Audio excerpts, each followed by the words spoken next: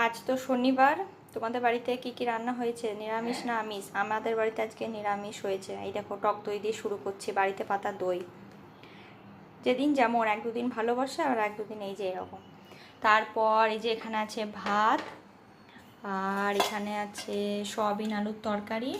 নিরামিষ হয়েছে, এটা টমেটো দিয়ে করেছে, ওই জন্য একটু লাল লাল হয়েছে। তারপর এখানে আছে কুমড়ো আলু ছেচকি।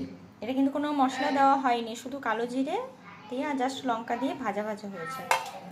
তারপর এখানে আছে ডাঁটা দিয়ে আলু পোস্ত। প্রতিদিন আলু পোস্ত করা হয়, তাই আর কটা ডাঁটাও ছিল, তাই আজকে ভাবলাম একটু অন্যরকমভাবে করা যাক।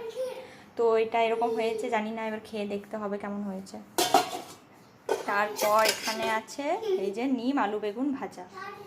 ব্যাস, আজ এইটুকুই। আর এটা আছে, কালকে ডালটা অল্প আছে। আর এই যে খাবার জন্য রেডি। তুমি কি খাবে? দই। দই খাবে? আচ্ছা, দেবো দেবো। ঠিক আছে, তোমাদের বাড়িতে কি কি লাঞ্চ হয়েছে জানাবে কমেন্ট করে, আর রান্নাগুলো কেমন হয়েছে সেটাও জানাবে। টাটা।